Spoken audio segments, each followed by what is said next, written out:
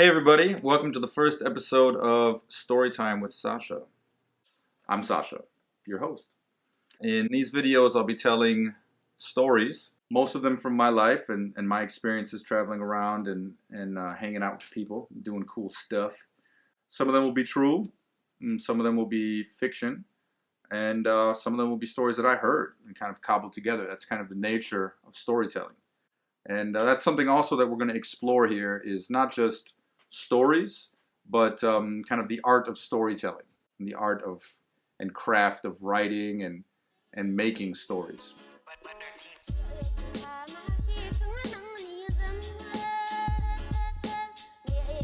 Our first episode starts in the town of Litang in Kham. Kham is a region in eastern Tibet, which is now a part of Sichuan province in the People's Republic of China. Litang was the center for the rebellion against the Chinese invasion in Tibet during the 50s. And so there's a little something you need to know about the people who live in Kham. They're called KPAs, and they are a special breed of Tibetan. Most people will think of Tibet and think of monks and Buddhism and the Dalai Lama and peace and everything like that. KPAs are into Buddhism and they love the Dalai Lama, but they are the warrior class of Tibet. And they look it, they act it. And in the 50s, they were it, they fought. Even now, so in modern times, when I went to visit Litang in 2006, which is when our story takes place, it still has a special place in the hearts of Tibetans and definitely in the hearts of KPAs as a place of resistance, of freedom, and of Khampa-ness. I had a friend there named Dorji who was connected to a different friend of mine who was conducting like aid work in Kham at the time.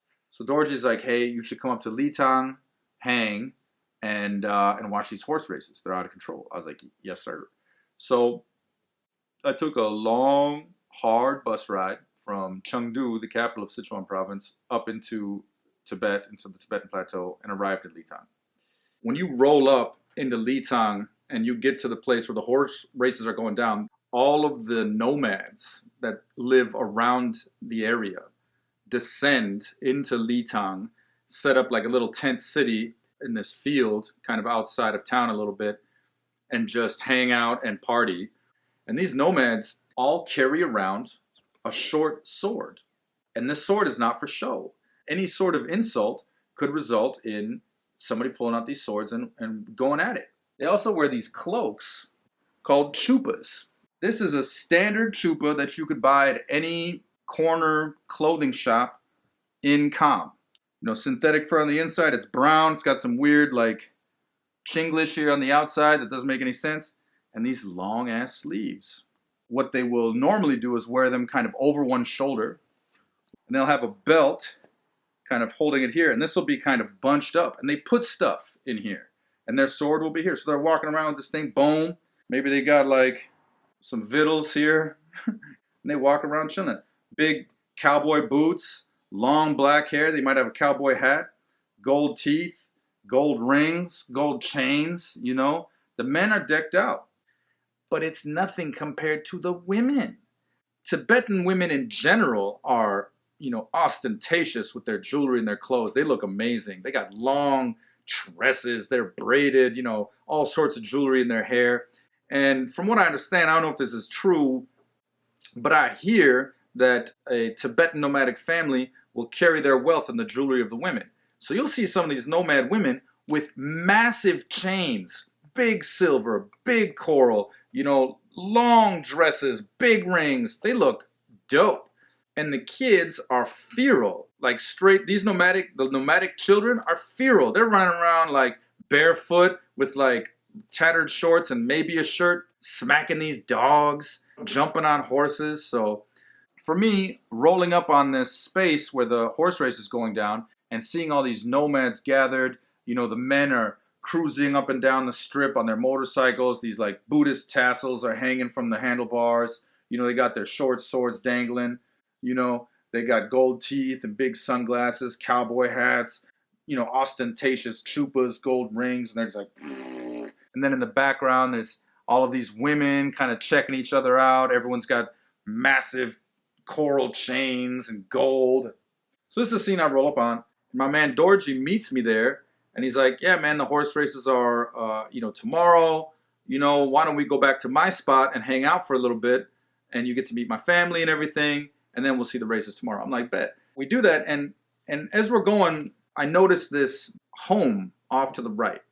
And the reason why I noticed it is because it was hideous. It looked like basically a booger with windows. And I was just like, I really noticed that because Tibetan homes are gorgeous. They look beautiful. First of all, just the wood and the natural stone itself would already be beautiful. But Tibetans paint every last centimeter of their homes. Red and yellow and bright blue with Buddhist motifs. There'll be like a sitting Buddha. There'll be, flowers and birds. There'll be like a lion and a dragon. There'll be tigers chasing peacocks. And it's all done by professional artists who travel around Tibet painting homes. That's how these houses look. And that's what I was accustomed to, having been back and forth, in Tibet and different places. And then to see this building here, and I was like, man, it was obviously a home, but it was just hideous. I was like, man, who lives there? You know what I'm saying? Anyway, I didn't mention it at the time because Dorji was leading me into his neighborhood. Usually, Tibetan neighborhoods, the homes are kind of built into a hillside. And so they're staggered. It's not like, there's not like straight lanes. They're not built on a grid. Except for this little neighborhood outside of Litang where the horse races were. And the reason why this was scary for me, or new for me, was because every Tibetan family and every Tibetan home has a Tibetan Mastiff chained to the front, protecting the home. Nomads have these Mastiffs or similar dogs chained around their tents, right? And these dogs are not your average dog. These are incredibly intimidating beasts. And so we're walking through this grid, and so instead of having like a dog here and a dog there where I can like dodge and skip and I can avoid them, they don't even see me, maybe they're behind a wall. That's not the case in this grid. In this grid, there's, I don't know how many homes, let's say 6 homes on either side, right? Until we get to Dorji's crib, which is way in the back. And each one has a Mastiff chained in the front. So there's a gauntlet of a dozen snarling, spitting, drooling, red-eyed, dragon-fanged beasts that I have to walk through, you know what I'm saying? And there's a path like this wide. Normally, these dogs are not snarling and spitting, right? Because they're accustomed to smelling Tibetans. Everything's cool and they're relaxed. They got children, riding them and pulling on their ears and playing fetch with them. But then they sniff me, right? I must have smelled like goddamn demon spawn because these dogs, as one, they rear up, get this motherfucker, and they hurl themselves against their chains, right? The chains are clanking, the stakes are, shaking in the earth. I'm like, yo, these dudes are gonna break free and fuck me up. And Dorji's all like, hey man, it's all good. He's laughing, the kids are laughing, everyone's laughing. Everyone thinks it's a big joke, for me to walk through a gauntlet, on a path this thin, through like snarling hellhounds trying to rip me apart. Everyone thinks it's a funny thing. I didn't think it was funny. I wasn't laughing at all. I was scared, man. You know what I'm saying? I was worried.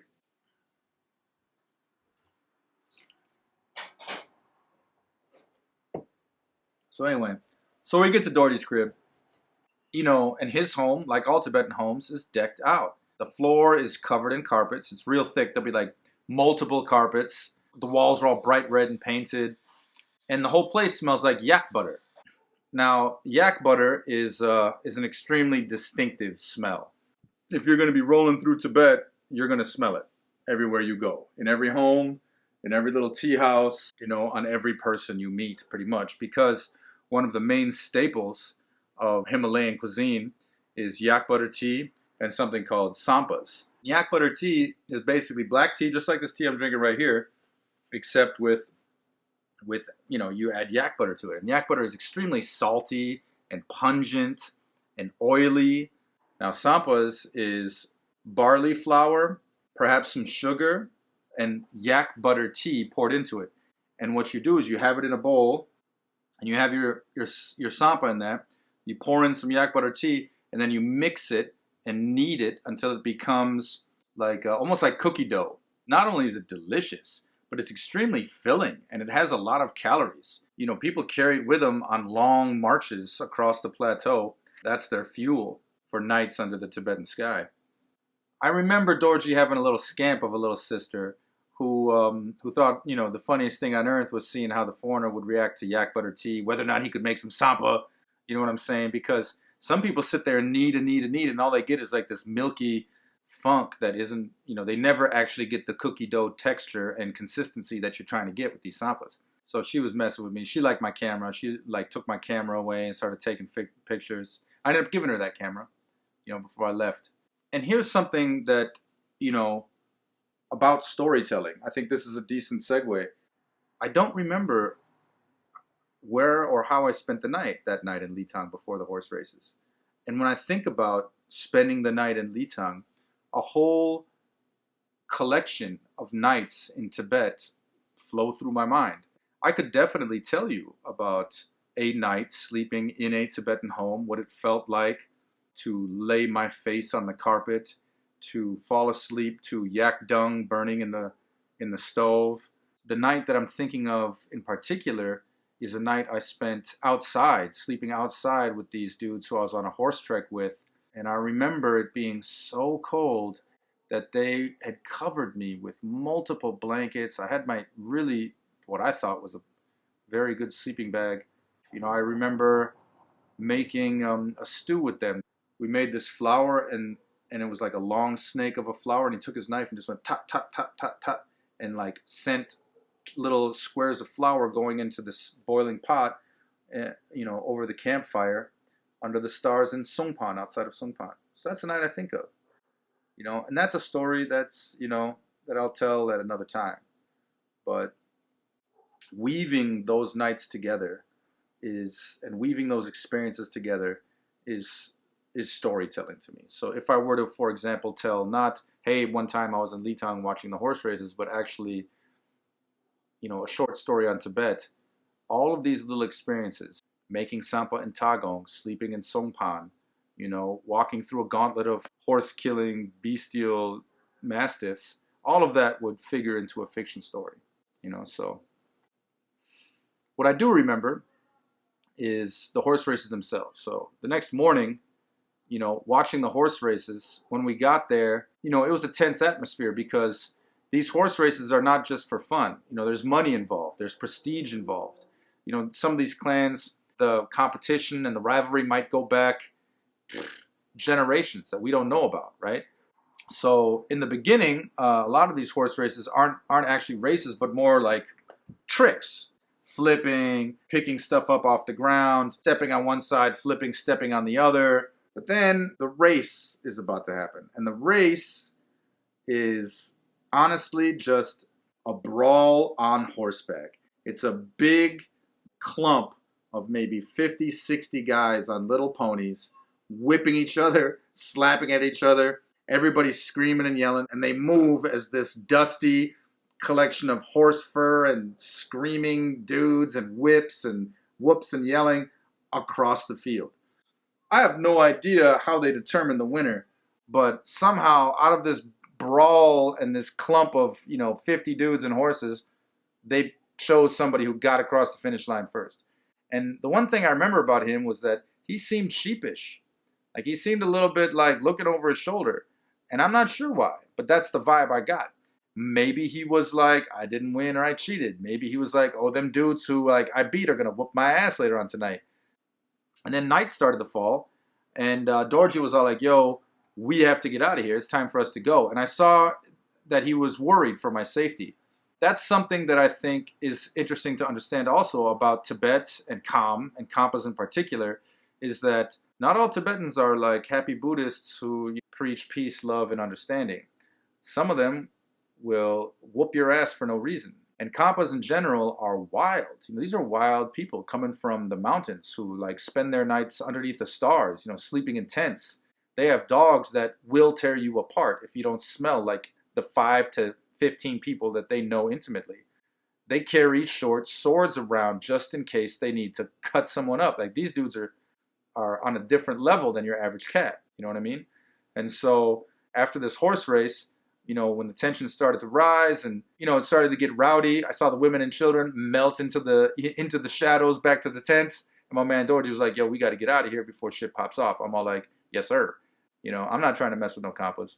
As we're walking home, back to his place, we walked past this ugly, hideous Booger Crib that I had noticed earlier, the previous day. And I said to Dorji, I'm like, yo, man, who lives here? Who lives in this shithole? It was more or less kind of what I said to him. And he says, my great uncle lives in that shithole. If you want, we can go meet him. He's like, come on. I'm like, oh, sure. We go to this crib and he knocks on the door and we go inside. And the inside of this house is so different from any other Tibetan home that I've ever seen. It's whitewashed. All the walls are whitewashed, crudely whitewashed. The walls were, at least. And the furniture, the cushions on the furniture were white. There were paintings or pictures on the wall with white frames. I mean, the way I remember it, it was basically a blindingly white interior. And the furniture was sparse and cheap and unpainted. And there wasn't a lot of decoration. And it contrasted very starkly with the man himself who lived there. And Dorji said, my great uncle was beaten almost to death by the local police because he disrespected one of them, and he ended up almost dying, having a stroke and being paralyzed. And so as compensation for the beating that they delivered to him, they got him this home. So this was a compensation crib given to him by the central government, which explains the hideous nature of the crib. Because there is a vast aesthetic difference between modern day Chinese communist sensibilities and Tibetan sensibilities. You will notice that if you go to China. Chinese architecture today, right? It might be morphing now a little bit, and this is now 2022, so things might be changing. Back in 2006, you couldn't find a beautiful architectural example of Chinese brilliance in modern day China. You couldn't. It was razed to the ground by the Red Guards and replaced with ugly, concrete, shoddy, communist architecture. That's what you will find out there. And in Tibet, they still had, every home had a personality. Every home is painted. Every home represents. And so for his great uncle to receive this Booger Crib made sense to me when I learned that it was compensation for a beating. How can I explain what it felt like to be looked at by Dorji's great uncle? He had an energy that came from his eyes that was incredibly electric and crackling and challenging. It was as if he wanted me to know that he knew he was paralyzed. He knew he could barely speak, but he wanted me to know that his spirit was very much alive, very fierce, and very rebellious, and very aware of everything that was going on around him. That was the vibe I got, was that this old man was like, yo, I'm still a force to be reckoned with. I know I don't walk right. I know everything's droopy. I know you can't understand what I'm saying, but I will fuck you up. That's the vibe I got. And I was like, yes, sir. I understand. Message received. And then he said, my great uncle fought against the Chinese in the 50s. And so they've been kind of harassing him, on and off for years. And it finally just popped off and they beat him. As he was saying this, I noticed a picture above the fireplace of a young man, a young Khampa, in a chupa just like this one, except, probably traditional, with yak fur on the inside, with a rifle and a big old short sword, and he's looking at the camera like, I'm gonna fuck you up. I'm like, yo, I know that look. That's the look your great uncle gave me as soon as I walked in the door. Is this your great uncle? And his great uncle's like, no. I caught that much. He's like, no, that's Rara Gyata. I'm like, Rara Gyata? I'm like, who's Rara Gyata? And he tells a story to Dorji, who then translated it to me. Rara Gyata was the leader of the resistance in 1951, 52, 53 in Litang. He led the clans against the Chinese armies when they invaded from Sichuan. He slew 1,000 soldiers, single-handedly defeated vast battalions, shot down airplanes with his rifle. He was a hero. He was wounded countless times, but carried on. This was the story. A Tibetan Khampa hero out of Litang who resisted the armies of the oppressor. And so I'm looking at this picture and I'm imagining who this man would have been and how he could have inspired such adoration and loyalty in this old man who was obviously a badass. And then he said something else that I never forgot and I imagined again and again and again over the years. He said that when Rara was a boy, his mother took him on a pilgrimage to every holy site in Kham on foot in order to really impress upon him who he was, who he represented, and who his people were. Maybe you've seen images or footage of Tibetans on pilgrimage. And what they'll do is they will prostrate themselves, stand up, say a prayer, take a step forward, prostrate themselves, stand up, say a prayer, take a step forward. They'll do that for miles and miles and miles over, extremely hostile terrain in the Himalayas. And so I imagine that. I imagine this little boy on pilgrimage with his mother going to places like Dege, where the oldest Buddhist library outside of India resides, to Ganza, the capital, to the monasteries in Tagong, to all these places that mean so much to the Khampa people. And to impress upon this boy that he was, going to be the type of man who would fight for these people. And when he grew up, that's exactly what he did. Now, that was a legend that I heard from, an old man in a booger home outside of Litang after a horse race in 2006. Then, a few years later, I got a hold of this book, Orphans of the Cold War, America and the Tibetan Struggle for Survival by John Kenneth Knaus. This book is about the Tibetan rebellion and the role the CIA played in supporting that rebellion or not supporting it. And in this book, they speak often of Khampa guerrillas based out of Litang fighting against the Chinese and receiving aid from the CIA. In this book, there are a couple people who could have been this man, Rara Gyata. There's one in particular, the leader of the Khampa rebellion from Litang, who led a band of Litang Khampas, who was wounded multiple times and eventually died in India waiting for the CIA to help him, waiting to get radios, waiting to get parachuted back in. That story, a leader who was wounded multiple times, led the guerrillas, went to India and died, corresponds with the fate of Rara Gyata that Dorje's great uncle told to me. I says, what happened to Rara Gyata? And he says, Rara Gyata went to India with a band of rebels. And there he was betrayed and poisoned by a double agent in India.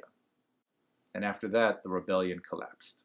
That's what I heard in Litang in 2006. And in this book, there is a Tibetan who died in India after receiving many wounds. There was no talk of poison or betrayal in this particular book. When I read in this book and when I pieced that together with, the legend that I heard in Litang, I have a story in my mind. Rara Gyata became both of those. He became this legendary rebel warrior with a mother who led him through the Himalayas to see all of these pilgrimage spots, as well as a political figure who worked with the CIA and tried to get radios and weapons and ammunition parachuted into his people. Both of those characters became a larger one for me. That is how my storytelling process kind of happens. I experience something. I retell it.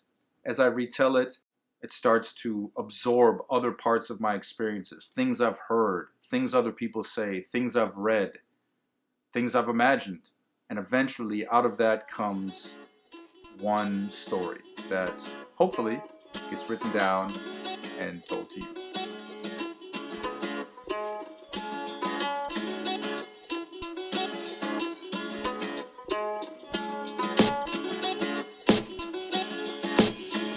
Buttertea.